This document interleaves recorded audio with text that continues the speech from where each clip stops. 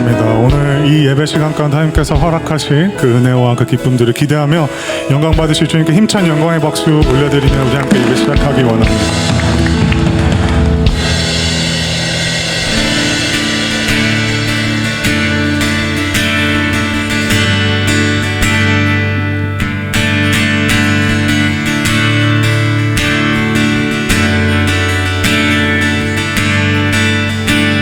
내 평생 사는 동안 내 평생 사는 동안 주 찬양하리 여호와 하나님 내 주를 찬양하리 주님을 묵상함이 즐겁도다 내 영혼 주 안에서 참 기쁘리. 다시 한번 내 평생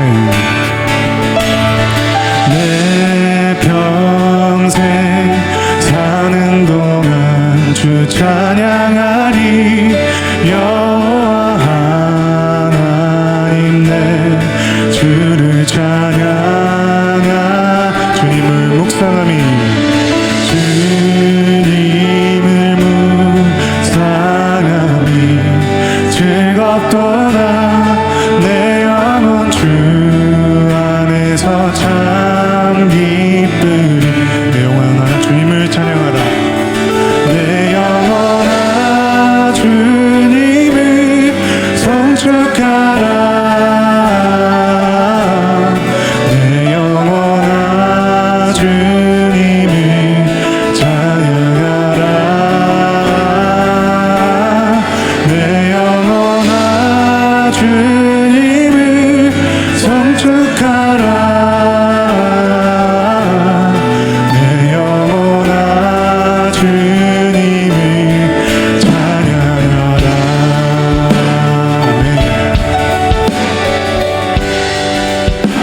이 시간이 그 주님만을 송축하고 높여드리는 예배 시간 되기 원합니다.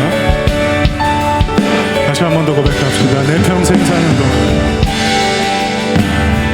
내 평생 사는 동안 주 찬양하리 여호와 하나님 내 주를 찬양하리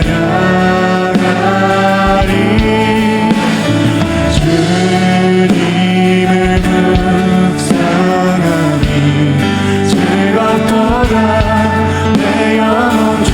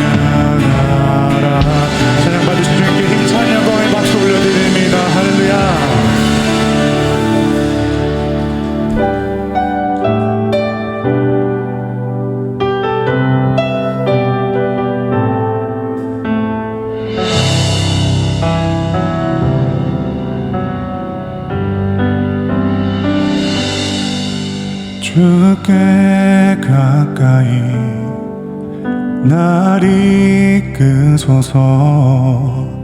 간절히 주님만을 원합니다. 채워주소서. 주의 사랑을 진정한 찬양 드릴 수 있도록 주께 가까이 날 이끄소서. 간절히 주님만을 원합니다. 채워주소서. 주의 사랑을 진정한 찬양 드릴 수 있도록. 나는 나의 영혼 주를 부르니 나의 맘 만족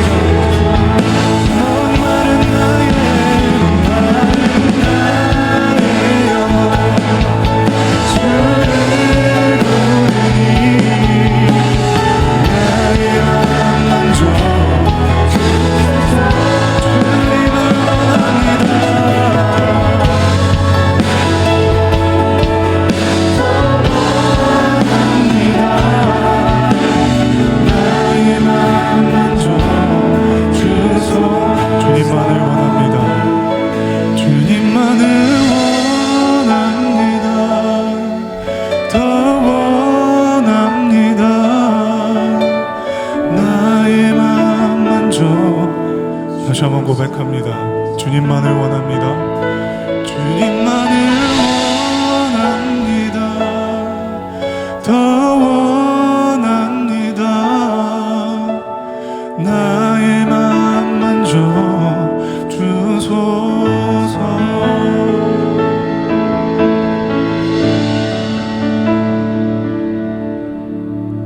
예수 나의 좋은 치료자, 그의 눈이 머무는 곳은 나의 슬픔과 고통, 고개를 들어 그의 눈을 볼 때에 난 알았네. 예수 나의 좋은 치료자, 예수 나의 좋은 치료자, 예수 나의 좋은 치료자,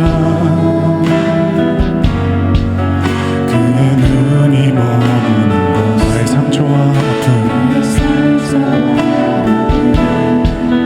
영원히 흐를 것 같았던 눈물 다 젖네.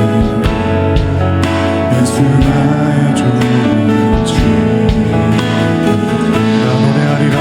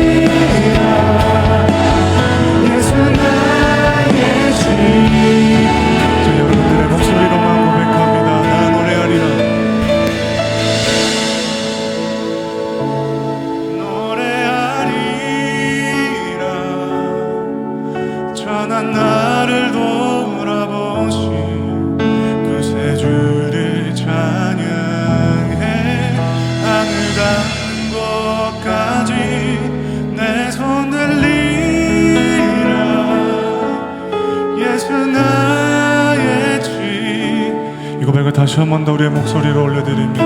나 노래하리라.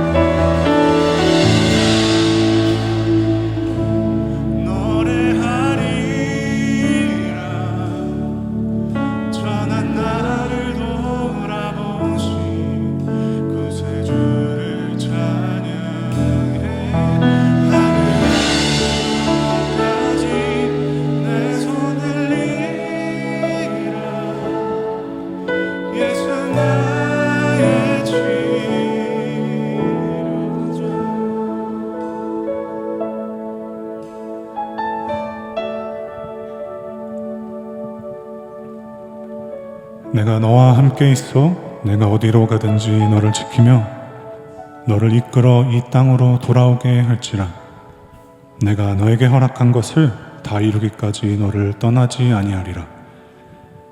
여러분, 오직 예수 그리스도 안에 거하는 것이 우리가 회복되는 유일한 길인 줄 믿습니다. 그분께서 우리 유일한 진정한 치료자 되시는 줄 믿습니다. 주님께서는 단 한 번도 우리의 곁을 떠나신 적이 없으십니다. 우리가 슬픔과 고통, 또 아파하고 눈물 흘리는 그 순간들 속에서도 매번 우리를 눈동자와 같이 지키며 우리와 함께 하고 계셨습니다. 그리고 가장 중요한 것은 그런 주님께서 우리가 돌아오기를 원하신다는 것입니다. 홀로 외롭게 나의 힘으로 해결해 나가고 나의 아픔을 계속 묵상하고 외로이 있는 것이 아니라 예수 그리스도 안에 거하여 회복되기를 원하십니다. 시간 함께 기도하실 때에 그 주님 앞에 간절히 구했으면 좋겠습니다.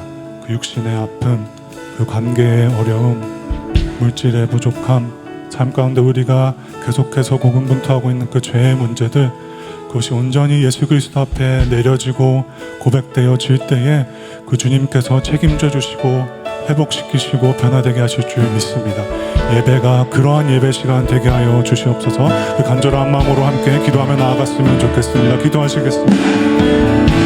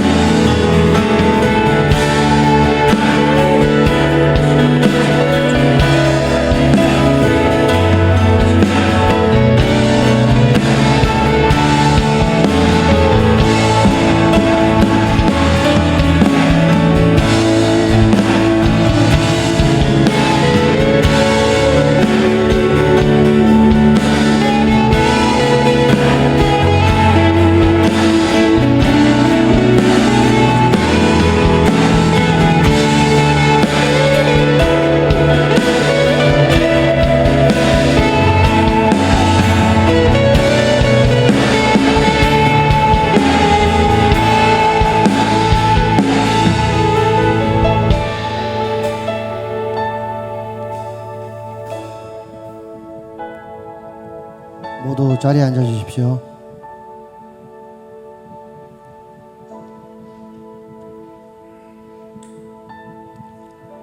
만물의 주관자이신 하나님 아버지 감사합니다. 성스러운 주일날 성도들 모두 모여 예배를 드릴 수 있게 해주심에 감사드립니다. 지난 한 주간도 하나님의 은혜 안에 열심히 살며 하나님의 마음에 합당한 예배자 되기 위해 노력하는 성도들 한 분 한 분께 은혜 내려 주십시오. 하나님, 우리 성도들 가운데 질병, 재정, 가족 간의 갈등과 같은 어려움을 겪는 성도가 있습니다. 하나님, 이들의 어려움 하나님께서 품어주시고 그 가정들 위로해 주시고 믿음으로 이겨내게 해 주십시오. 친구 공동체인 아미쿠스를 위해 기도드립니다. 아미쿠스 장로교회를 여기까지 오게 해 주시고 티와나 아미쿠스 교회터와 에스파란자 재활원 방문 무탈하게 마치게 해주셔서 감사합니다. 바쁜 중에도 그곳에 다녀오신 25분 하나님께서 만져주시고 격려해 주십시오. 교회의 리더인 목사님을 위해 기도드립니다. 저희를 위한 기도가 사람을 살리고 죽어가는 영혼을 구원하는 그런 기도가 되게 하여 주십시오. 하나님 아버지, 오늘 아미쿠스 장로교회 부서장 임명식이 있습니다. 각자가 맡은 부서에서 본인들의 부서원들을 위해 간절히 기도하며 준비하는 이들이 되기를 기도합니다. 교회의 중보기도팀을 위해 함께 기도합니다. 권사님들의 눈물의 기도가 우리를 회개하게 해주시고 믿음이 약한 우리가 더욱더 믿음이 굳건해지고 강건하게 되는 그런 기도 되게 해주십시오. 아미쿠스 장로교회가 외적인 부흥이 아니라 기도가 흘러넘쳐 지역사회의 본이 되는 교회, 교회를 바라보며 위안이 되는 그런 교회 되게 하여 주십시오.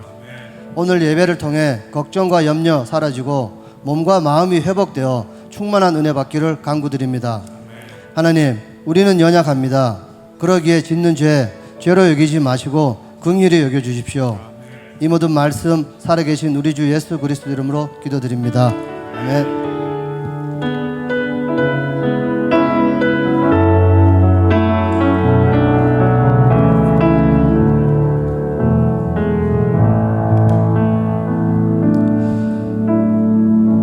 할렐루야. 예배 가운데 나오신 성도님들을 주님의 이름으로 환영합니다. 다 함께 주변에 계신 분들과 이렇게 인사 나누겠습니다. 당신의 눈빛이 하나님을 닮았습니다. 당신의 눈빛이 하나님을 닮았습니다. 우리는 모두 실수하고 또 그 실수를 계속 반복하며 살아갑니다. 그럼에도 우리를 바라보시는, 따뜻하게 바라보시는 그 하나님의 눈빛으로 서로를 바라볼 수 있는 아미쿠스 공동체 되어졌으면 좋겠습니다. 오늘 예배는요, 지난주와 조금 다른 점이 있습니다. 혹시 어떤 부분이 다른지 눈치채신 분들 계신가요? 네, 찬양팀이 서 있는 그 무대가 더욱더 꽉 차게 되었습니다. 찬양팀 싱어분으로 섬기시는 분이 두 분이 더 추가가 되었는데, 두 분이 더 추가됨으로 인하여 가뜩이나 보이지 않던 그 뒤에 세션 분들이 더 보이지 않게 되었습니다. 묵묵히 그 자리에서 아름다운 선율로 섬겨주시는 세 분의 세션 분들에게 위로의 말씀 전해드리도록 하겠습니다. 네, 박수 한번 드릴까요? 감사합니다. 오늘 너무나도 귀하고 복된 날, 저희 아미쿠스 장로교회를 방문해 주신 성도님들이 계십니다. 한 분 한 분의 이름을 호명해 드릴 때 그 앉아 계신 자리에서 일어나 주시면 좋겠습니다. 먼저 최유란 성도님 저희 교회 방문해 주셨는데요, 안선영 자매님의 지인분이시라고 하십니다. 네, 저쪽 뒤에 계시고요. 축복의 박수 부탁드립니다. 그리고 윤재경 권사님의 여동생 되시는 부부와 시어머니께서 저희 교회 방문해 주셨습니다. 왼쪽 뒤편에 앉아 계신데요. 네. 감사의 박수 드리도록 하겠습니다. 저희 교회를 방문해 주신 최유란 성도님과 그리고 김상준 성도님의 가정을 위하여 함께 축복의 찬양 부르도록 하겠습니다. 함께 거룩한 두 손 들고 찬양하겠습니다. 주님의 그 사랑이, 주님의 그 사랑이 우리를 통해 나타나기를 주의 이름으로 기도합니다. 당신을 축복합니다. 서로를 축복하며 찬양합니다. 주님의 그 사랑이 우리를 통해 나타나기를 주의 이름으로 기도합니다. 당신을 축복합니다. 당신을 축복합니다. 마지막으로 당신을 축복합니다. 서로를 축복하며 하나님께 영광의 박수 드리도록 하겠습니다. 교회 광고 전해드리겠습니다. 부서장 임명식이 광고 후에 진행되어집니다. 그리고 지난번에 제출하신 사역 신청서를 토대로 부서 단톡방에 이제 초대되실 텐데, 거기에서 작당 모의 하지 마시고요, 하나님 영광을 위한 선한 모의들 많이 해주시기 바랍니다. 그리고 다음 주에는 구역장 임명식이 있습니다. 앞으로 1년 동안 우리 교회 부서 그리고 구역을 섬기실 부서장님들과 구역장님들을 위하여 함께 기도해 주시기 바랍니다. 지난주에 이어서 신규 클럽에 대한 안내도 드리겠습니다. 낚시 클럽이 새로 런칭되었습니다. 10월부터 첫 모임을 가지게 되어지는데요, 낚시에 관심 있는 분들은 박상은 집사님에게 적극적인 연락 바랍니다. 초등부 사역자 모집하는 일에도 함께 기도해 주시고요.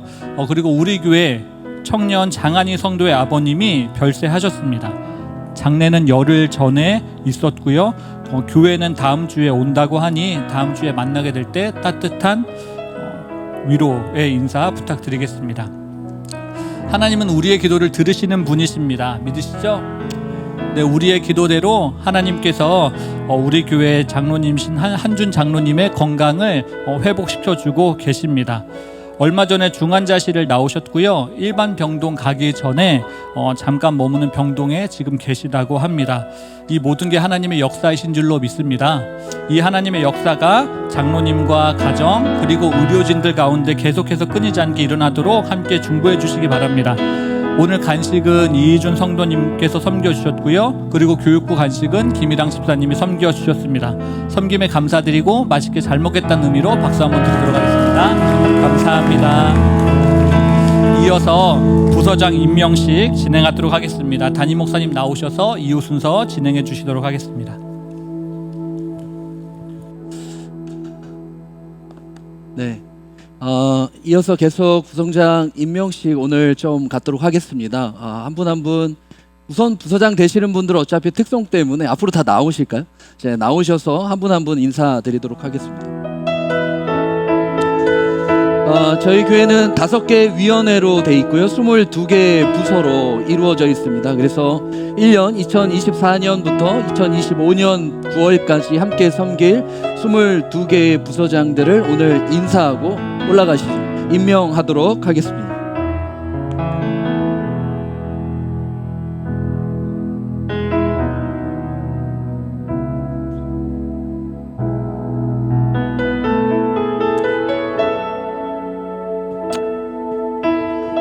네, 한 분 한 분 소개하겠습니다. 우선 교육위원회 교육부의 우리 윤피터 집사님입니다.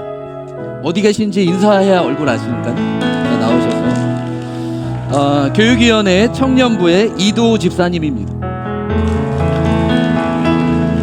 사역위원회 목양부의 황은구 집사님입니다. 사역위원회 사역부의 우리 한준 장로님인데요. 지금 여러분이 기도해 주신 대로 잘 회복하고 있습니다. 우리 새가족부의 이광원 집사님입니다. 우리 시니어부의 브라이언국 장로님입니다. 중보기도부의 이성숙 권사님입니다. 우리 훈련부의 최재원 집사님입니다. 선교위원회로 넘어가서 구제부의 우리 박송 집사님인데 오늘 특별한 일이 있으셔서 못 오셨고요. 남선교의 박상현 집사님입니다. 선교부의 이원경 장로님이십니다. 우리 여선교부의 김군숙 권사님입니다. 전도부의 김민석 집사님입니다. 친교부의 우리 남상훈 집사님입니다. 예배위원회입니다. 예배위원회 미디어부의 우리 박경복 집사님입니다. 예배부의 엄기한 집사님입니다.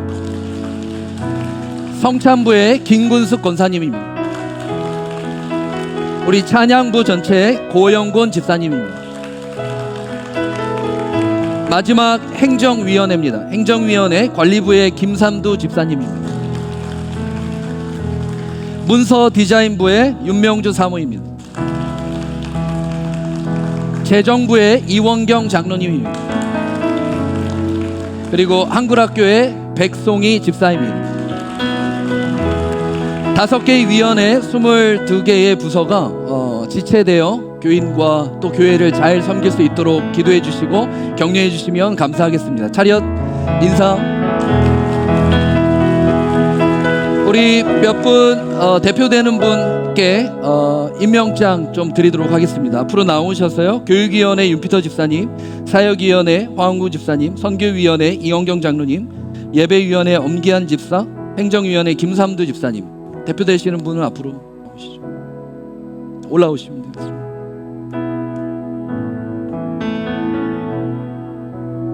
이영경 장로님. 네. 임명장 성명 이원경. 위 사람을 2024년 2025년 하나님의 충성된 일꾼으로 그 직분을 심실하게 감당할 아미쿠스 장로교회 선교부 부장으로 임명합니다. 사람이 마땅히 우리를 그리스도의 일꾼이요 하나님의 비밀을 맡은 자로 여길지어다. 그리고 맡은 자에게 구할 것은 충성이니라. 2024년 9월 22일 아미쿠스 장로교회 담임 목사 이신희.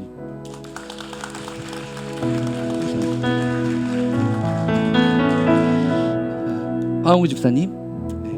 임명장 황은구.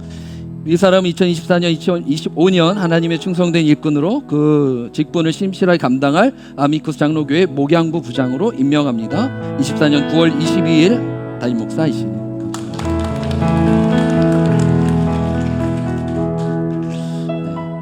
엄기한, 임명장 엄기한 내용 같습니다. 9월 22일 아미쿠스이십니다. 우리 김삼두 집사님, 임명장 김삼두 관리부장으로 임명합니다. 9월 22일 아미쿠스 담임 목사이십니다. 잘 부탁드립니다. 마지막 우리 교육부 윤피터 집사님, 교육부 부장으로 임명합니다. 9월 22일 아미쿠스 장로교회 담임 목사이십니다. 잘 부탁드립니다. 특송 준비했습니다.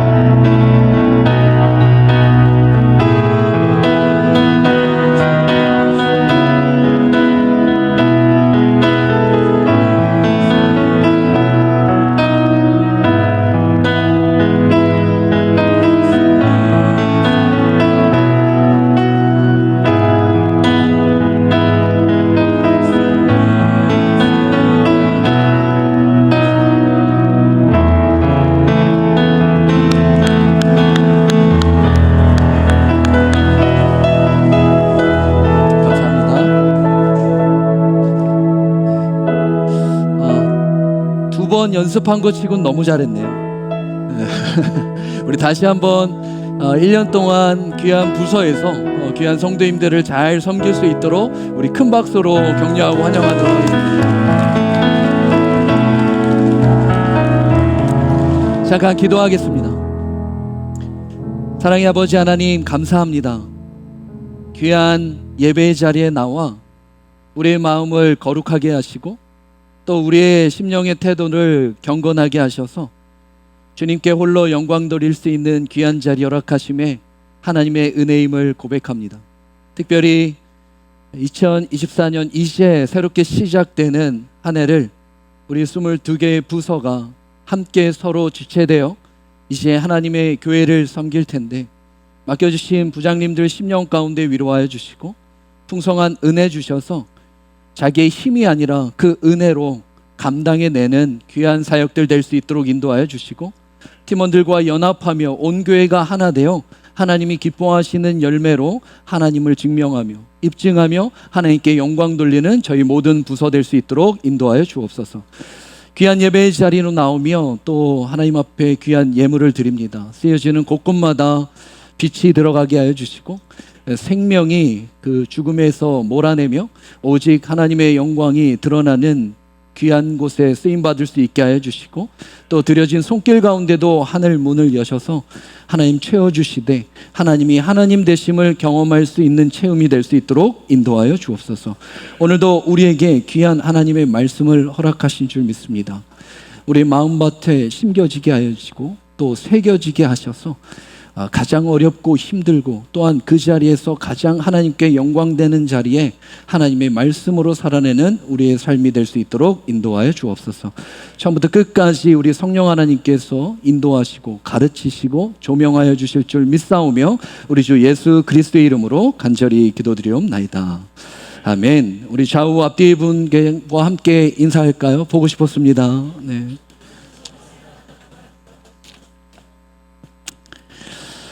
네, 보고 싶으셨죠? 네, 보고 싶으셨습니다. 우리 함께 오늘 말씀을 좀 나누는 귀한 시간 되길 원합니다. 오늘 말씀의 제목은 앞에 이렇게 있는데요. 쌓고 세우고 뿌리고입니다. 뭐라고요? 쌓고 세우고 뿌리고. 제목이 좀 독특하죠? 네, 좀 특이할 수 있는데요. 도대체 뭘 쌓고 뭘 세우고 뭘 좀 뿌리나 라고 하는 이 말씀의 제목을 함께 좀 나누길 원합니다. 성경은 이 세 가지의 앞에 그 주제를 이렇게 이야기합니다. 제단을 쌓고 기둥을 세우고 피를 뿌려라. 뭐라고요? 제단을 쌓고 기둥을 세우고 피를 뿌리라. 지금 이 수많은 언약들, 우리가 함께 봤던 20장부터 23장까지의 수많은 언약들 가운데 이제 하나님께서 시내산으로 특별한 사람들을 불러서 공식적인 체결을 하게 됩니다. 오늘 그 말씀의 현장으로 우리가 함께 나가게 되는데요. 그 안에 들어있는 이 세 가지, 쌓고 세우고 뿌리라가 과연 어떠한 의미인가? 그것도 그렇지만 우리가 지금 신앙생활을 하면서 또 우리의 시대로 우리가 살아가면서 과연 이 말씀이 갖는 의미가 무엇인가? 하나님의 수많은 언약들, 약속들, 법령들, 명령들이 있는데 그것이 우리의 삶에 어떻게 지켜질 수 있을까? 어떻게 준행될 수 있을까? 준행하겠습니다 라는 각오도 있고 다짐도 있고 내 나름의 이제 선포와 결단도 있는데 참 되지 않잖아요. 그럴 때 필요한 게 뭔가? 오늘 말씀은 이 세 가지를 우리에게 이야기하게 됩니다. 그래서 우리가 이제 앞으로 하나님의 말씀대로 언약대로 체결된 삶을 살아낼 때, 복음이 삶이 되는 삶을 살아낼 때 꼭 필요한 이 세 가지의 영적인 의미가 무엇인지 함께 말씀 안에서 나누기 원합니다. 지금 우리가 함께 나누었던 구체적인 법들, 또 약속들, 명령들이 있었습니다. 그것이 함께 봤던 20장부터 23장까지의 말씀인데요. 소제목을 한번 다시 읽어드리면 20장에서 10계명을 받게 되죠. 그리고 나서 제단에 관한 법을 이야기하셨습니다. 그리고 종에 관한 법을 21장에 이야기하시고, 폭행에 관한 법, 임자의 책임, 배상에 관한 법, 도덕에 관한 법, 공평에 관한 법, 안식년과 안식일에 관한 법, 세 가지 절기에 관한 법, 그리고 24장 들어와서 시내산에서 이 언약을 체결하게 됩니다. 계속해서 법을 주셨어요. 언약을 주시고 오늘 드디어 이 자리에서 체결하게 됩니다. 그것도 공식적으로. 공식적으로 체결하기 때문에 공식적인 순서가 등장하게 되는데요. 그래서 24장은 두 개의 구분으로 나눠지게 됩니다. 1절부터 11절까지인데요. 언약 체결을 위해 첫 번째 기념 제사를 드리고 언약서를 낭독하게 되고 세 번째 피를 뿌리게 된 후에 모세와 70인의 장로들을 불러 하나님 앞에서 먹고 마시는 일을 갖게 하시죠. 그리고 12절부터 18절까지 이제 공식적인 행사가 끝나고 모세는 여호수아만 데리고 다시 산으로 올라가서 그 새겨진 돌판을 받기 위해 40일간 산상 금식 기도를 하게 되는 장면으로 24장이 이루어져 있습니다. 내용만 봐도 또 인물만 봐도 사건만 봐도 이것이 얼마나 지금 여태까지 20장부터 23장까지 끌어온 말씀이 중요한가, 또 중요한 날인가라고 하는 것을 알 수 있게 됩니다. 말씀은 이렇게 중요한데 그 주제가 이렇게 심각하다고 이야기하고 굉장한 우리의 인생 가운데, 우리의 신앙 가운데 중요하다 이야기하는데 과연 이 중요한 것이 나와 무슨 관계냐는 거죠. 여러분과 어떠한 관계가 되는가가 더 중요한 거 아닙니까? 그냥 말씀대로 하라니까 그 말씀을 지키면 되는구나. 문자적으로 해석하면 그렇지만 우리가 지킬 수 없다는 걸 알고 있고 하나님 또한 지킬 수 없다는 걸 아는데 우리는 뭘 도대체 쌓아야 되고 뭘 도대체 세워야 되고 뭘 도대체 뿌리면서 살아가야 될까요? 단순히 이게 그냥 이성적인 동의로 그렇게 하라는구나, 알겠습니다, 아멘 한 목소리 한 마음을 다하여 우렁차게 결단하면 되는 일입니까? 그 결단 때문에 우리가 열광하고 그렇게 살겠습니다, 자기 스스로를 속이면 되는 일입니까?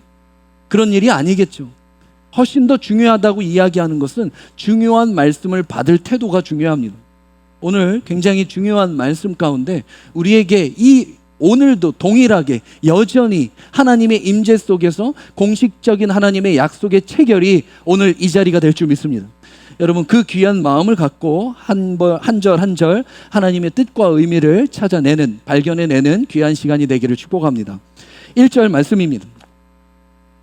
또 모세에게 이르시되, 성경은 맨 앞에 또라는 단어를 시작하게 됩니다. NIV도 그냥 된 그리하여, 킹제임스 버전도 그냥 그리고 and, 그리고 한글 성경은 또라고 하는 이전 사건에 대한 연관성을 이야기합니다. 계속해서 무엇을 이야기하는가, 새로운 것을 시작하게 되죠. 각종 법률과 명령과 법 등에 대한 기초로 이젠 새롭게 너와 내가 언약 안에서 공식적인 체결을 하길 원한다. 하나님의 그 원함이 이 안에 담겨져 있습니다. 그래서 또 누구를 불러내죠? 또 모세에게 이르되 너는 아론과 나답과 아비후와 이스라엘 장로 70명과 함께 여호와께로 올라와 멀리서 경배하라. 그 대상자는 이렇습니다. 모세와 아론과 나답과 아비후와 70인의 장로입니다. 핵심 리더들이죠. 굉장히 단순한 그냥 한 명 한 명의 인물이 될 수도 있겠지만 우리는 조금 더 생각해 볼 필요가 있습니다. 우선 모세, 이상하지 않죠? 지금 체결에 가장 앞장서야 되는 인물이잖아요. 영적 리더라 모세를 불렀다 쳐요. 그의 형님 아론도 그렇게 이상하지 않잖아요. 함께 그의 사역들을 감당했고 그 아론의 두 아들들이 등장합니다. 여기도 그렇게 이상하지 않잖아요. 다음 세대를 위한 대표자가 되죠.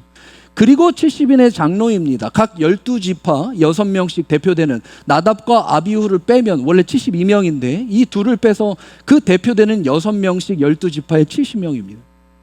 그냥 딱 문자로만 보고 대상자로만 보면 전혀 이상하지 않은데 한 가지 우리가 이상한 점은 이 모든 인물을 데리고 와서 어떻게 하라? 올라와 멀리서 경배하래요.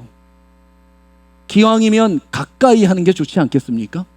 하나님 앞에 나아가는 일인데 특별한 하나님과의 관계를 맺는 일이고 언약을 체결하는 일인데 저 한 단어 멀리서라고 하는 것에 이 인물들의 내용을 다시 살펴볼 필요가 있게 됩니다. 멀리서 무엇을 하라고 이야기했죠? 경배하래요. 경배가 멀리도 있고 가까이도 있고 이런 겁니까? 그런데 분명히 이 명령은 하나님이 말씀하셨습니다. 멀리서, 라오크, 거리상에 멀다라고 이야기를 하는 것도 있겠지만 훨씬 더 원어적 의미는 관계상의 멀음을 이야기합니다. 지금 하나님과 이들의 관계가 꽤 가깝지 않아요. 하나님이 그걸 원하지 않으셨기에 멀리서 하라 이야기해요. 하나님은 왜 그리고 나서 모세만 따로 불러 가까이 하시고 그들을 멀게 하셨을까요? 3절 2절 너 모세만 여호와께 가까이 나오고 그들은 가까이 나오지 말며 분명히 이야기하셨죠. 백성은 너와 함께 올라오지 말라. 가까이 오지 말라. 백성도 올라오지 말라. 그리고 너만 와라. 독대하시겠다는 걸까요? 그럼에도 불구하고 왜 경배하라고 이야기하셨을까요? 자, 모든 인물을 우리가 시간상 다 살펴볼 수는 없지만 아론의 두 아들 한번 살펴보기를 원합니다. 나답과 아비후죠. 아까 이야기한 대로 다음 세대의 핵심 멤버였기 때문에 이 둘이 이 핵심 리더에 끼게 되었던 것일까요? 단순히 다음 세대의 대표성을 갖는 그 상징 때문에 그들을 포함시켰을까요? 도대체 이 아들 둘은 어떤 인물이었을까요? 그것을 분명하게 그의 일생 가운데 성경은 레위기에서 이렇게 이야기합니다. 레위기 10장입니다. 1절에서 20절. 아론의 아들 나답과 아비후가 각기 향로를 가져다가 여호와께 명령하시 아니하신 다른 불을 담아 여호와 앞에 분향하였더니 불이 여호와 앞에서 나와 그들을 삼킴에 그들이 여호와 앞에서 죽은지라. 어떻게 됐죠? 결국 그 하나님 앞에 분향하는 제사 앞에 다른 불을 사용하여 그 자리에서 즉사하게 됩니다. 가까이 갔겠죠. 하지만 다른 것, 하나님의 명령대로가 아니라 자기의 명령대로 다른 불을 사용하여 갔다가 결국 그 가까이에서 맞이한 것은 그 자리에서의 직사였습니다. 죽었습니다. 저들의 핵심, 실제적으로 이 제사, 경배, 예배 이거의 핵심이 뭐죠? 다른 불을 담지 않아야 하는 거겠죠. 그런 얘기는 다시 말해서 무슨 이야기 됩니까? 제사 때, 경배 때, 예배 때, 분향 때의 핵심은 여호와의 명령대로입니다. 여호와의 명령대로. 다른 불은 뭘까요, 그럼? 내 명령대로 했다는 거예요. 내 생각대로, 내 느낌대로, 내 주관대로, 그리고 만들어낸, 가공된, 인위적인 이걸로 갔다가 가까이 갔다가 어떻게 됐다고요? 그 자리에서 죽었습니다. 경배하는 모습이에요. 하나님이 특별하게 허락하신 일이죠. 경배하라 했잖아요. 그래서 경배를 하는데 이 경배에 조금 다른 불이 사용될 때 드러나는 하나님의 분노의 심판이 그 자리에서 이루어지게 됩니다. 여러분, 경배가 뭡니까? 히시타하우템이라는 단어인데요. 경배가 뭐죠? 숙이다라는 뜻입니다. 더 정확히는 완전히 엎드리다가 경배입니다. 그럼 이걸 또 한 번 해석하면 완전히 엎드리는 일이 뭐죠? 서렌더, 항복하다는 뜻입니다. 여러분, 경배는 항복하는 것입니다. 항복은 어떻게 하죠? 대상자가 일단 두려워야 합니다.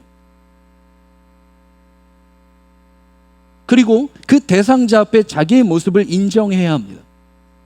그래야 두 손을 드는 서렌더가 이루어지고, 이러한 서렌더의 엎드림을 성경은 경배라고 이야기합니다. 자기의 생각, 자기의 뜻, 자기의 느낌, 자기가 갖고 있는 그 주장을 갖고 엎드린 척 했다가는 가까이 왔을 때 그 자리에서 죽습니다. 경건이라는 것은 이라 두려움이라고 하는 하나님의 거룩한 두려움 앞에 서는 일입니다. 그래야 뭐 할 수 있다고요? 항복하여 그 존재를 인정할 수 있기 때문입니다. 사랑하는 성도 여러분, 저와 여러분이 드리는 오늘 이 귀한 경배의 예배의 자리는 하나님 앞에 항복하는 자리인 줄 믿습니다. 우리를 인정하는 것이 아니라 우리 안에 역사하시는 그 하나님을 인정하는 경배의 자리. 그런데 이곳에 다른 불을 갖고 온다? 다른 뜻, 내 생각을 갖고 온다? 다른 방법으로 한다? 상당히 위험한 경배입니다. 예배 시간에 그 사람이 드러나고 어떤 사람과 사건이 박수받고 그 사람에게 초점되며 그 사람을 인정하고 주목하게 하고 그리고 영광받는, 물론 그렇게 하면 분위기는 좋아질 수 있습니다. 우리끼리의 셀러브레이션이 될 수 있죠. 축제가 될 수 있습니다. 하지만 굉장히 위험한 일입니다. 매우 매우 경계하고 매우 매우 조심해야 하는 것이 여러분이 마음 닿은 박수입니다. 아까도 우리 22명의 부서장들이 섬겨서 찬양을 잘해서 드린 박수입니까? 아니요. 그 2명을 사용하신 하나님의 영광의 박수 아닙니까? 이게 너무 명확하잖아요. 정말 찬양 열심히 연습해서 잘해서 화음이 좋아서 악보대로 불러서 박수 받는 일이 아니잖아요. 그렇게 하지도 못하셨지만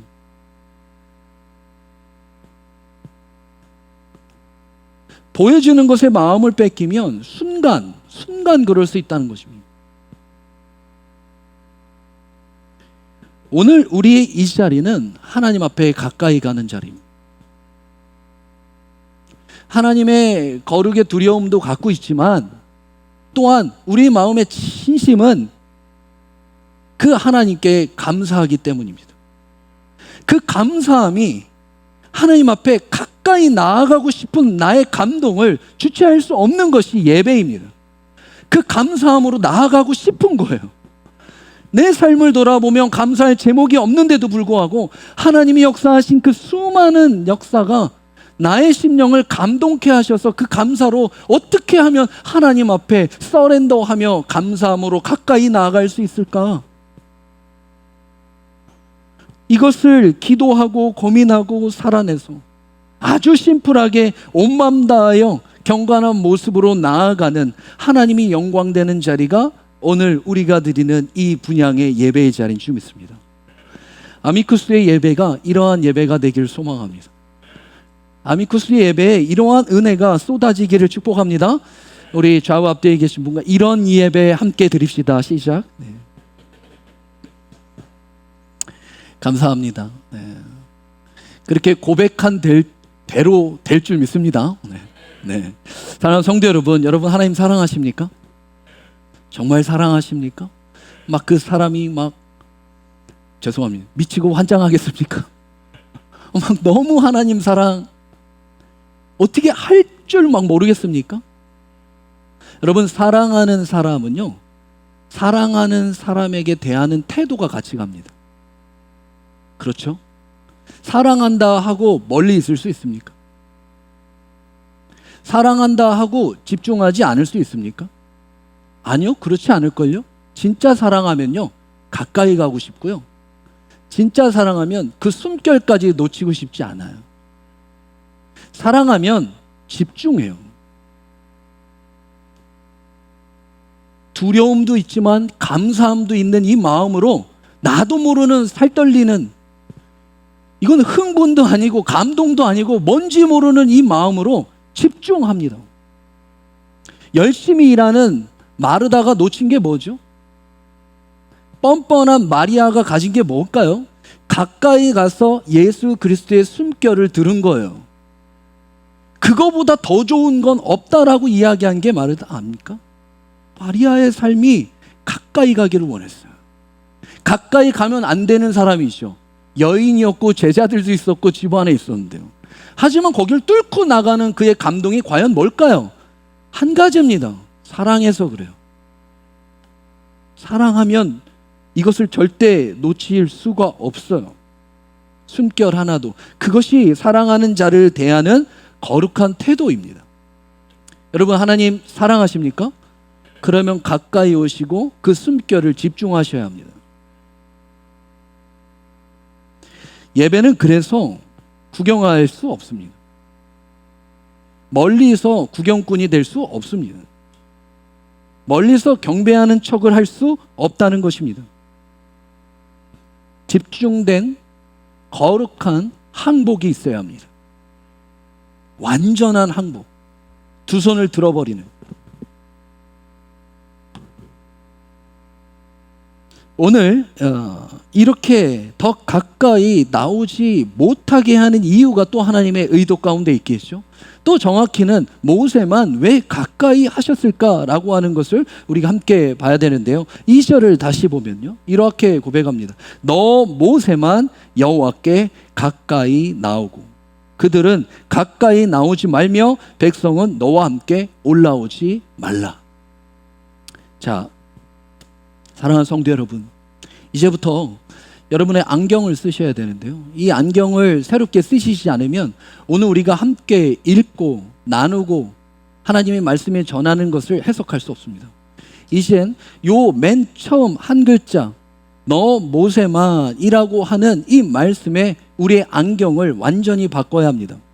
그 이유가 뭘까요? 왜 모세만 불렀을까요? 모세가 상대적으로 다른 사람들보다 조금 더 월등해서, 조금 더 특별해서, 조금 더 그럴싸하고, 조금 더 거룩하고, 조금 더 의롭고, 조금 더 자격 있고 실력이 있기 때문에 지금 모세만 부른 걸까요?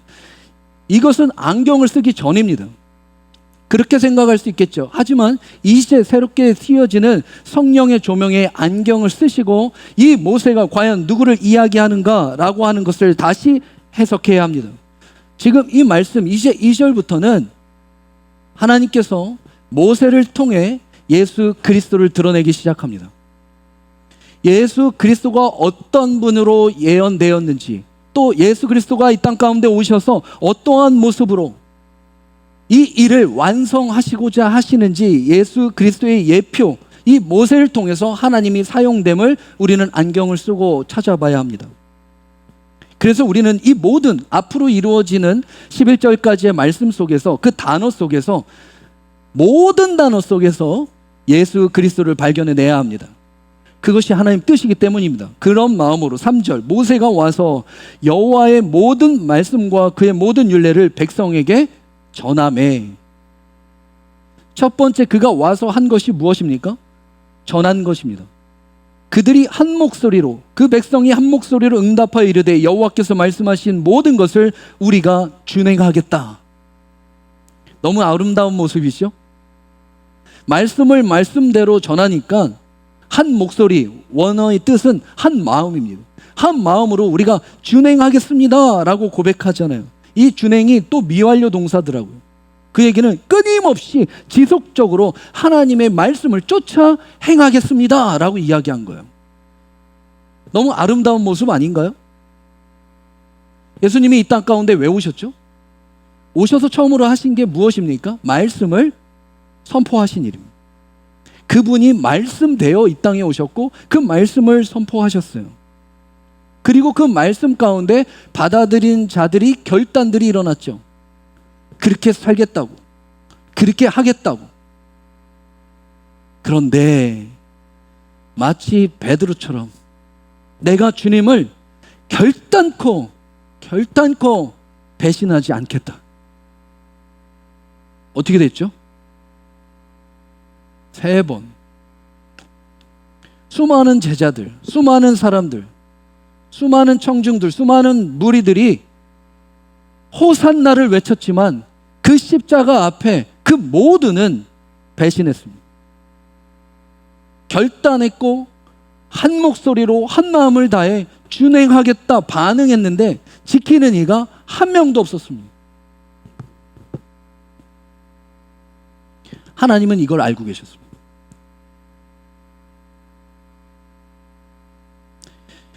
어디서 지금 이 사건이 이루어지고 있습니까? 예배의 자리입니다. 경배의 자리, 특별히 부른 그 자리. 그래서 이러한 아름다운 모습으로 서로 반응하고 교제하고 연합하는 일이 우리에게도 있으면 좋으련만 우리 안에도 그렇게 할 수 없다는 걸 우리가 너무 잘 알기 때문에 해답이 없습니다. 단어들만 한번 살펴볼까요? 정리하면 이렇습니다. 멀리서는 죄인이라 못 온 거예요. 아까 우리 그 두 아들들을 봤잖아요. 너 모세만 올라오지 말라. 단절됐죠, 그 죄로. 그래서 결국 모세가 와서, 내려와서입니다. 와서가 원어는 성육신, 인카네이션. 내려와서 백성들에게 그 복음적 말씀을 전함에 한 목소리로 들었는데 준행하겠다 결정을 했는데 다짐을 했는데 이루지 못하는 한 순종을 보게 됩니다. 단어 하나하나 계속 가리키고 있는 한 방향이 무엇입니까? 그리스도의 십자가입니다. 그분이 누구인가? 어떠한 일을 계속 감당하기를 원하시는가? 우리를 초대하고 있다는 거예요. 인도하고 있다는 거죠. 그래서 4절, 모세가 여호와의 말씀을 기록하고 이른 아침에 일어나 산 아래에 제단을 쌓고 이스라엘 12지파의 12기둥을 세웠다. 모든 말씀을 기록하게 됩니다. 하나님의 감동으로 하나님께서 말씀, 그 성경을 쓰시게 되죠. 그리고 이른 아침에 일어나게 됩니다. 굳이 왜 이러한 시간과 행동에 대한 성경이 기록해 있을까요? 우선순위의 긴박성 때문입니다. 이 긴박성을 다른 말로 하면 구원의 긴박성이라고 하죠. 왜 주님이 하나님 되셨는데도 불구하고 이 땅 가운데 인간의 모습으로 오셨죠? 구원하시기 위하여 오셨죠? 그런데 그 구원 앞에 긴박성이라는 것이 있습니다.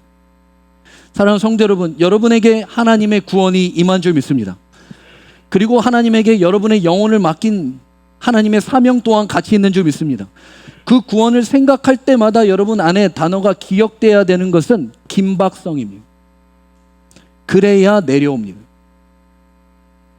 그래야 즉시 순종합니다. 그래야 사명을 감당할 수 있습니다. 그 긴박성이 없다면 내 구원도 확인하지 못하고 남의 구원도 이르는 일에 동참할 수 없습니다.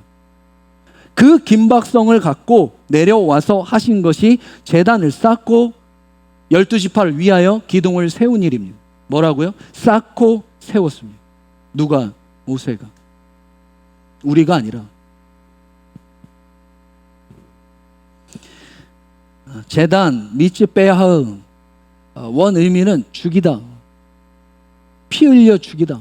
희생의 피를 이야기하고요. 기둥, 마체바라고 하는 것은 형태를 이야기하지만 증거를 이야기합니다.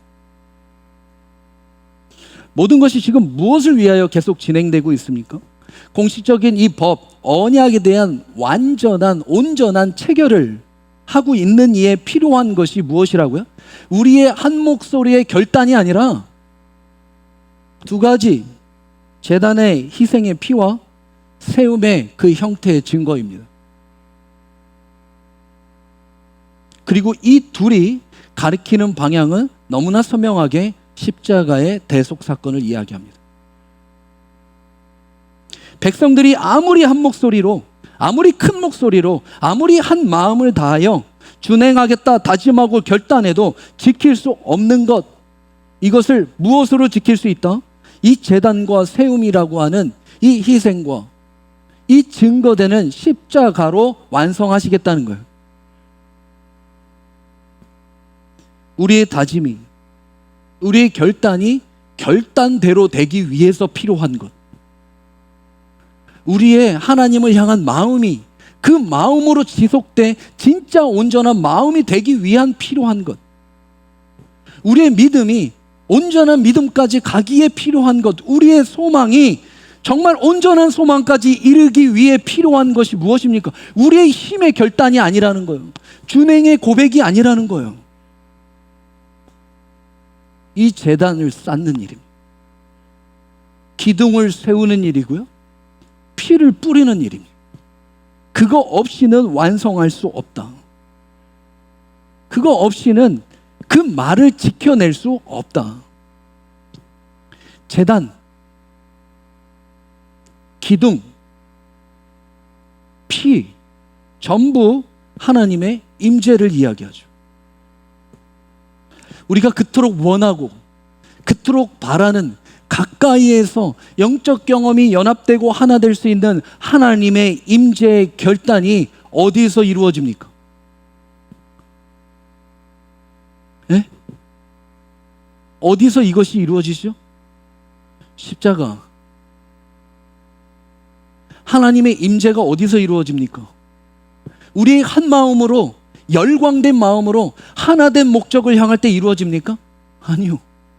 십자가, 은혜의 자리, 자기 아들을 죽인 그 대속의 자리, 피가 있는 자리, 기둥을 세운 자리, 제단을 쌓은 자리, 각을 뜬 자리, 번제한 자리, 이곳에 하나님의 임재가 임하게 됩니다. 잘 성도 여러분, 그 하나님의 임재가 오늘 이 자리가 될 줄 믿습니다.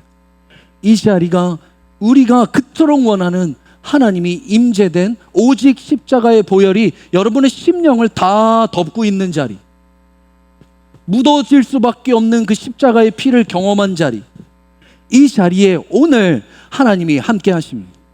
그 믿음으로 나오는 것이 제단의 예배라는 거예요. 왜 그렇게 할 수밖에 없었는가? 우리가 올라갈 수 없으니까. 올라오지 말라. 우리가 가까이 갈 수 없으니까 가까이 오지 말라. 우리가 예배할 수 없으니까, 우리가 나를 구원할 수 없으니까, 우리가 준행한다 했지만 준행할 힘이 없으니까, 지킬 실력이 없으니까, 그러니 내가 너희를 위하여 먼저 쌓고 세우고 뿌리겠다. 그 은혜 앞에 서렌더, 항복하는 자리, 예배의 자리, 은혜의 자리, 눈물에 심령에 감격이 있는 이 자리, 너무나 사모할 수밖에 없는 이 자리, 매주 있어도 그 생각만 해도 내 삶을 압도하는 은혜로 인도하시는 그 견인의 자리, 하나님의 임재의 자리, 그것이 오늘만이 아니라 매일매일 삶 가운데서 역사하시는 여러분의 심령의 자리가 될 줄 믿습니다. 그 믿음으로 살아내는 거죠.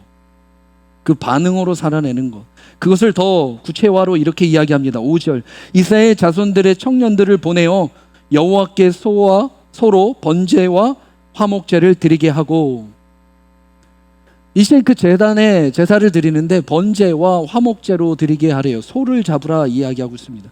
그걸 위해서 청년들을 보냈어요. 왜 보냈을까요? 청년들을 힘써야 되잖아요. 여러분, 소 잡는 일이 쉽지 않습니다. 아무 생각 없이 힘만 있으면 되는 거예요. 야, 거기서 뭐 여러 가지 전략과 계획과 이런 필요 없습니다. 소 잡는 일이 굉장히 단순합니다. 힘만 있으면 되는 거예요. 그래서 번제와 화목제를 드리게 됩니다. 번제, 여러분 잘 아시잖아요. 그 소 가죽 외 전부 다 통째로 한 방에 태워버리는 겁니다. 그리고 올린다라고 하는 뜻으로 완전한 헌신을 얘기하죠. 화목제는 뭡니까? 피스 오퍼링이라고 하잖아요. 그 화목을 할 수밖에 없는 그 화평, 샬렘, 우리가 알고 있는 샬롬, 전적인 교제를 이야기하죠. 전적인 헌신과 전적인 이 교제의 예배를 드리게 하게 됩니다. 헌신과 하나님의 교제가 회복되는 그 자리를 이야기하죠. 쌓고 세우고 또 번제와 화목제, 결국 이 단어의 의미들 4개가 무엇입니까? 쌓는 것이 희생이고, 세운다는 것이 그 희생의 증거이고, 번제라는 것이 헌신이고, 화목제라고 하는 것이 영원한 교제 아닙니까? 이 모든 것을 십자가에서 왕치하신, 완성하신 예수 그리스도를 이야기합니다. 단순히 그 행위를 지키냐 못 지키냐의 이야기가 아니라 그 행위의 목적이, 그 의미가 한 방향을 계속 가리키고 있다는 거죠. 6절, 모세가 피를 가지고 반은 여러 양푼에 담고 반은 제단에 뿌립니다. 자, 이 피를 갖고 뿌리게 돼요. 자라크라는 단어인데, 뿌리다라고 하는 것이 그냥 조금씩 여러 번에 걸쳐서 나눠 뿌린다가 아니라 원어의 의미는 한 방에 뿌리답니다. 그런데 이 한 반이 반으로 나눠 있어요. 반은 제단에 뿌리고 반은 어디다 뿌릴까요? 7절, 언약서를 가져다가 백성에게 낭독하여 듣게 하니 그들이 이르되 여호와의 모든 말씀을 우리가 준행하겠다. 다시 나오죠. 아까 분명히 준행하겠다 했잖아요. 근데 그거 갖고 안 된다는 걸 알아요. 그리고 이 안에 번제와 화목제를 다 넣어요. 제단을 쌓고 뿌리고 세우는 일을 다 넣고 다시 말씀을 낭독합니다. 듣게 하고 난 후에 그 뒤에 피를, 8절, 모세가 그 피를 가지고 백성에게 뿌리며 이르되 이는 여호와께서 이 모든 말씀에 대하여 너희와 세우신 언약의 피니라. 제단에 뿌리고 나머지 모든 것은 그 백성에게 뿌려봅니다. 말씀을 다시 듣게 하고 그 준행의 결단을 다시 요구하신 후에 하신 행동은 그 피를 온 백성에게 한 방에 뿌려버립니다.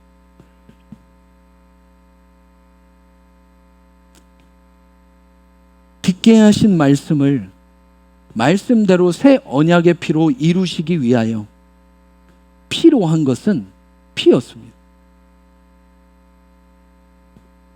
우리의 준행을 반드시 그 준행대로 하기 위해서 필요한 것은 우리의 온 심령에 피가 묻어야 된다는 이야기를 이야기하고 있습니다.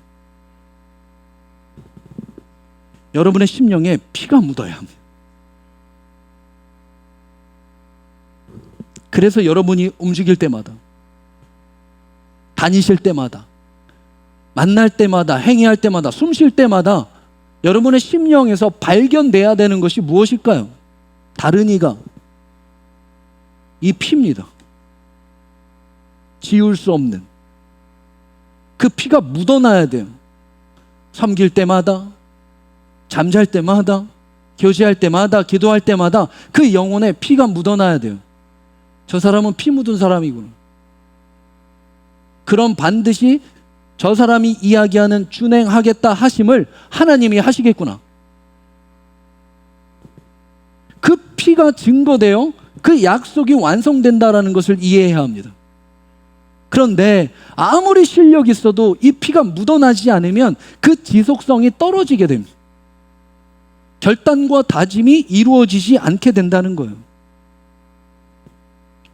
이 모든 것이 지금 예배를 드릴 때, 제사를 드릴 때, 쌓을 때, 세울 때, 뿌릴 때 이루어지고 있다는 것입니다.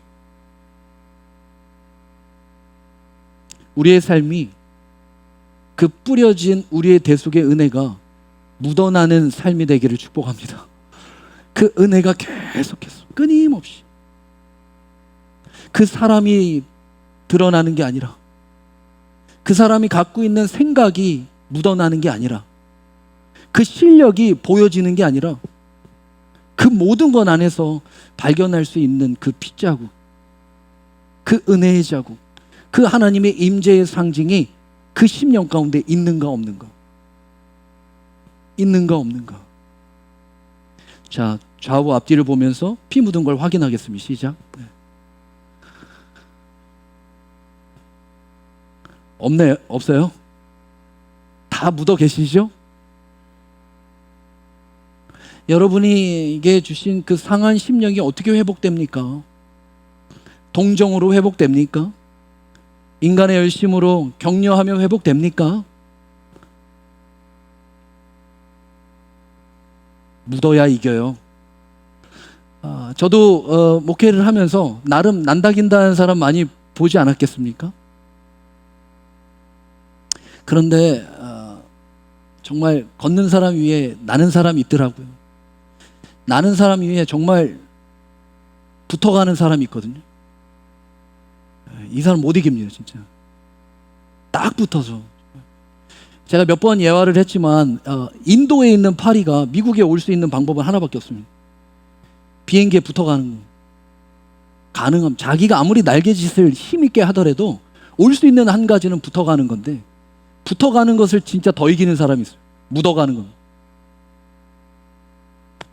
그리스도에게 완전히 묻혀진 사람을 어떻게 이기겠습니까? 아무리 세상에 실력이 있어서 난다긴다 해도 내가 찜했고 내가 너를 위해 죽었고 그 피를 내 심령으로 묻히겠다라고 작정한 사람을 이길 수 없다는 거예요. 그런 교회를 어떻게 이깁니까? 그런 심령을 어떻게 있고 그런 사역들을 어떻게 이기겠습니까? 주님의 희생이 묻어 있는데. 우리 솔직히 이야기해 볼까요? 하나님이 정말 여러분 이뻐한다고 생각하세요? 예? 이뻐할 짓 하세요? 정말 이뻐해야 되는 이유가 있어서 이뻐한다고 생각하세요? 왜 이뻐할까요? 왜 버릴 수 없을까요? 왜 포기하지 못할까요? 내 독생자의 피가 묻어 있기 때문이에요. 끊어내고 싶죠. 말 안 들을 때마다 그냥 즉사 할 수 있는 분 아닙니까? 그럴 일들을 우리는 매번 감당해요. 매번 거짓말인 줄 알면서도 준행하겠다 결단하죠. 나 스스로도 속이는데 남 속이는 거야? 뭐 우스운 일 아닙니까? 그런 심령으로 우리가 살아가는데도 불구하고 우리를 끝까지 포기하지 않고 인도해내서 그 뜻대로 영광의 자리에 세우는 것은 우리가 예뻐서가 아니라 우리를 사랑하시는 주님이 예뻐서요. 그것을 깨달은 자만이 삶 가운데 겸손이 드러나게 돼요.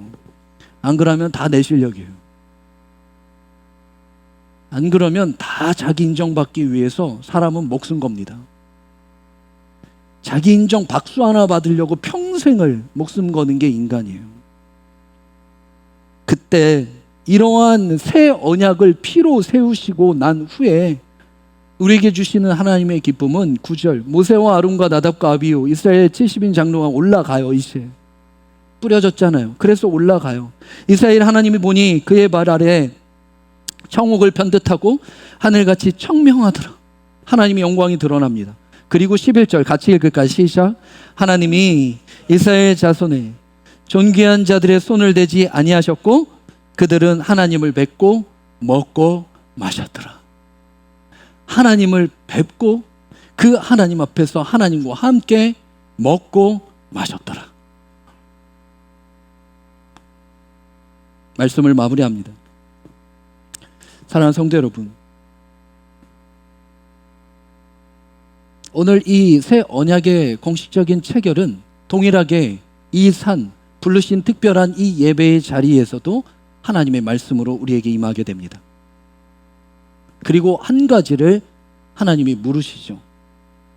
내가 죽인, 내가 쌓은, 내가 세운, 내가 뿌린 그 피가 너에게 있는가? 묻어져 있는가? 그리고 나서 그 준행으로 하나님 앞에 함께 먹고 마시는 그 연합에 동참하는 것이 아니라 나의 준행의 결단으로 동참하는 것이 아니라 그 피로 하여금 그 부르심을 다시 입어 그 안에서 연합된 하나님의 파티, 그 초대 앞에 나올 수 있는가? 이것을 우리에게 다시 묻게 됩니다. 오늘 이 모세의 사건은 우리가 어떻게 하면 잘 지킬 수 있을까를 이야기하는 것이 아니고 우리가 어떻게 하면 잘 세울 수 있을까? 우리가 어떻게 하면 잘 뿌릴 수 있을까? 내가 어떻게 하면 모든 것이 나의 주체고 나의 방법만을 이야기하는 것이 아니라 이 모든 것이 한 분, 그분만이 하실 수 있는 분, 모세를 통해 이야기하는 그리스도를 바라보게 합니다. 그렇구나. 내가 하는 게 아니라 그분이 하시는 거고, 아니 그분이 이루신 일이구나. 그럼 이제 나는 부르신 대로 올라가 하나님을 뵙고 그와 함께 먹고 마시는 기쁨에 동참하면 되는구나. 그 기쁨의 자리로 여러분들 다시 한번 주님의 이름으로 축복하며 초대합니다. 우리 말씀을 묵상하며 기도의 자리로 나아가길 원합니다.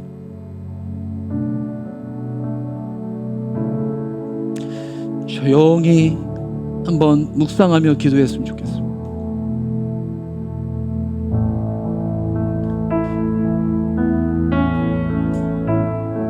참 몸부림치며 열심히 살았습니다. 그 일이 얼마나 귀한지요. 또 허락하신 일에 내 뜻하고 맞진 않지만 순종하며 살았습니다.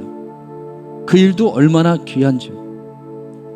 말씀을 받고 다짐과 결단하여 준행하겠다 고백하며 살았습니다.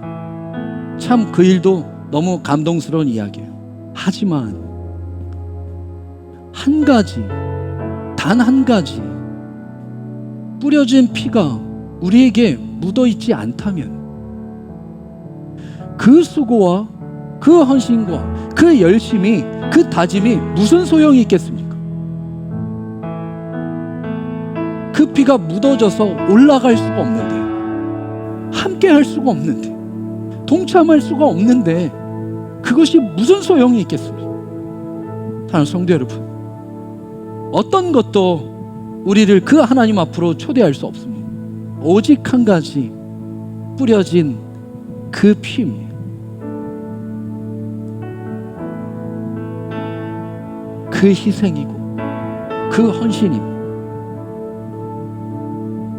그 은혜로 충만히 알게 하여 주옵소서. 깨닫게 하여 주옵소서. 이 우리의 심령을 주 앞에 드리며 함께 기도의 자리로 나아가길 원합니다. 함께 기도하겠습니다.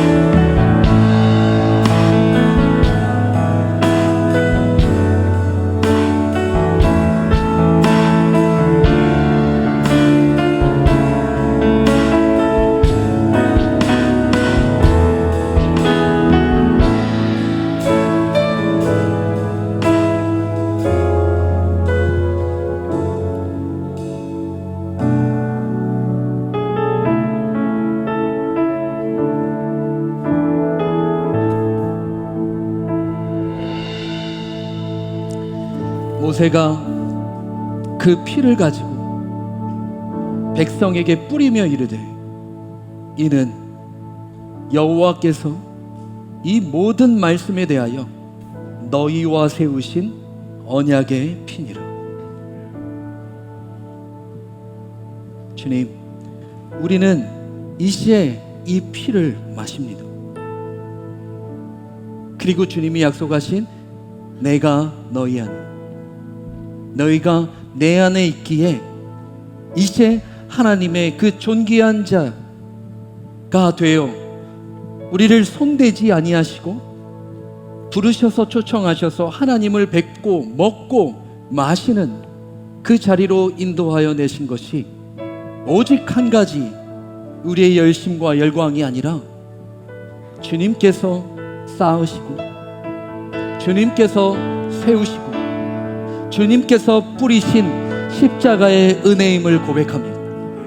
다시 이 십자가를 통과하게 해주시고, 아니 이 십자가 앞에 서렌더하여 완전히 엎드려 내 뜻과 내 생각과 오직 다른 불이 아니라 하나님의 불로 그 분향의 사건의 앞에 나아가는 그 경건이 회복되는, 거룩이 회복되는, 그 감사와 그 두려움이 회복되는 우리의 심령이 되게 하여 주옵소서. 이제는 나의 삶을 내 계획대로 살지 않고 이미 뿌려진 하나님의 은혜의 옷을 입고 거룩의 옷을 입고 하나님의 백성답게, 하나님의 자녀답게 계획하신 대로, 아니 계획하신 만큼만 겸손히 순종하며 살아내는 우리의 삶이 될 수 있도록 역사하여 주옵소서. 함께 하심에 감사드리오며 우리 주 예수 그리스도의 이름으로 기도드립니다. 아멘. 우리 다 같이 자리에 일어나셔서 마지막 찬양 함께 부르시고 마치도록 하겠습니다.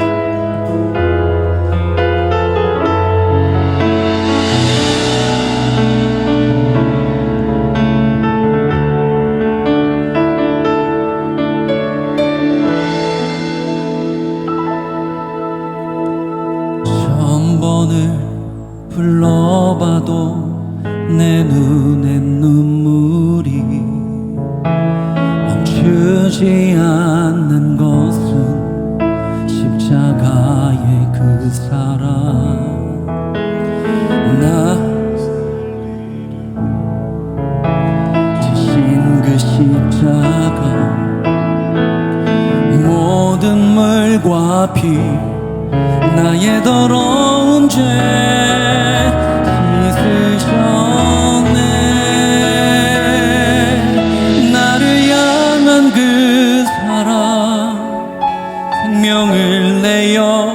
주사 영원한 생명을 내게 주심을 감사해. 천번을 불러도 내 눈에는 눈물이 멈추지 않는 것은 십자가의 그 사랑. 나를 살리려 하늘 보자 버리지. 나를 사랑하신 분 그분이 예수여. 우리 다 함께 고백할까요? 천번을 불러봐도 내 눈엔 눈물이 멈추지 않은 것은 십자가의 그 사랑. 나를 살리려 지신 그 십자가. 모든 물과 피 나의 더러운 죄 씻으셨네. 나를 향한 그 사랑 생명을 내어 주사 영원한 생명을 내게 주심을 감사. 우리 거룩한 두 손을 들고 천번을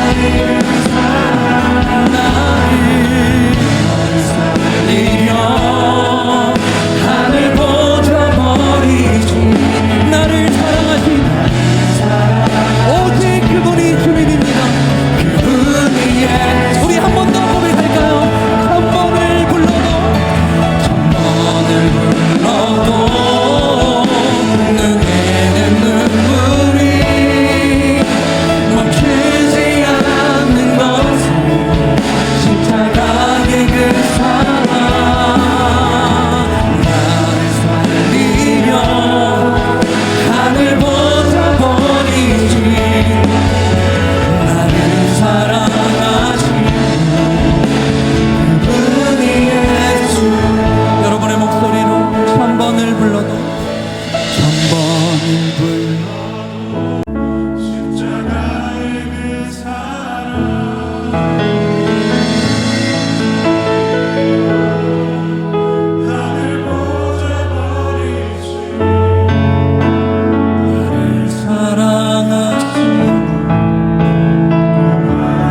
여러분의 거룩한 두 손을 우리 가슴에 대고 한 번만 더 두 눈을 감고 천번을 내 눈에는 눈물이 멈추지 않는 것은 십자가의 그 사랑. 나를 살리려 하늘 보자 버리신 나를 사랑하신 분 그분이 예수.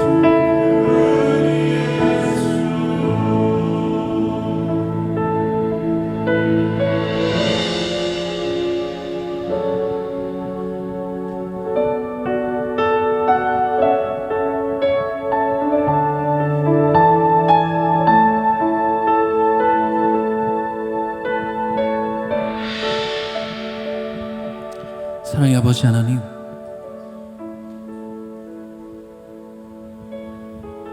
우리의 심령이 오해했습니다. 뭐든 내가 열심히 쌓고 내가 열심히 세우고 내가 열심히 뿌리면 하나님 앞에 갈 수 있을 거라 생각했습니다.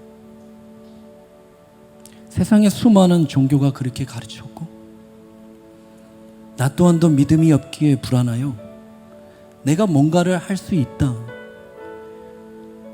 내가 스스로 나를 속이며 오해하며 살았습니다. 그 준행하겠다라고 하는 외침이 있으면 우리끼리의 한 목소리에 한 마음이 있으면 해낼 수 있을 거라 생각했습니다. 그런 오해가 우리의 심령에 너무 가득했습니다. 하지만 오늘 이 하나님의 임재의 자리에 그 모든 것을 어떻게 완성하셨는지를 다시 수정하게 되었습니다. 그것은 우리의 준행의 고백이 아니라 그 피가 우리에게 뿌려졌기 때문입니다. 이젠 그 피가, 그 은혜가, 그 십자가의 대속이 매 순간순간 1000번을 불러도 우리의 심령에 눈물이 나고 멈춰지지 않는 이 감동과 감사가, 그 사랑이 나를 살렸음을 다시 한번 고백합니다. 이러한 나를 살리시려고 하늘 보좌를 버리시고 스스로가 제물 되셔서 온몸을 찢기시고 찔리시고 자기 스스로를 죽여내어 우리의 생명을 허락하신 그 주님의 피를 마시며 그 살을 먹고 살아가는데도 불구하고 그 은혜를 망각합니다. 내 분대로 살고 내 화대로 살고 내 감정대로 살아가는 우리의 연약한 모습을 다시 한번 씻겨주시고 내 인정받기 위해 목말라 목숨을 걸었던 우리의 불쌍한 심령을 위로하여 주시고 그 모든 곳에서 오직 주님만이 드러나는 하나님의 영광이 드러나는 삶이 될 수 있도록 우리의 심령을 보호하시고 덮으시고 돌보시고 인도하여 주옵소서.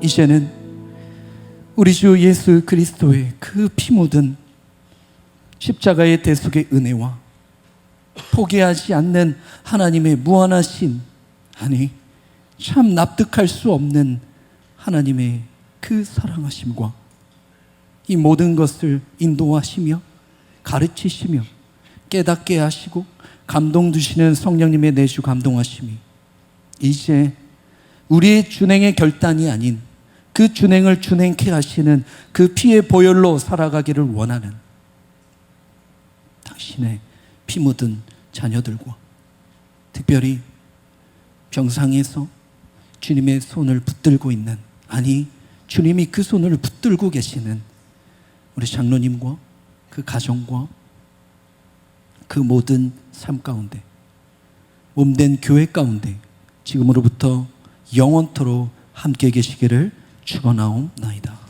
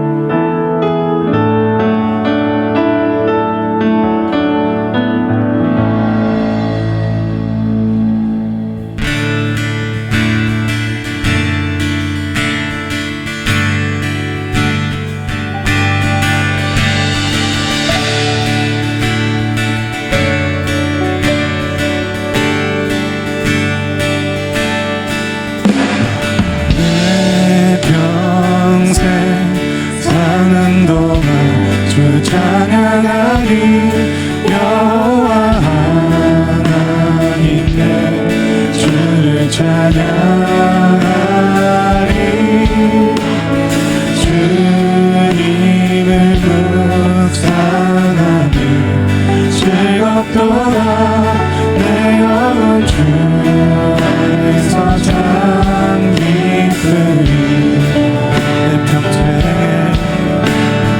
내 평생 사는 동안 주 찬양하리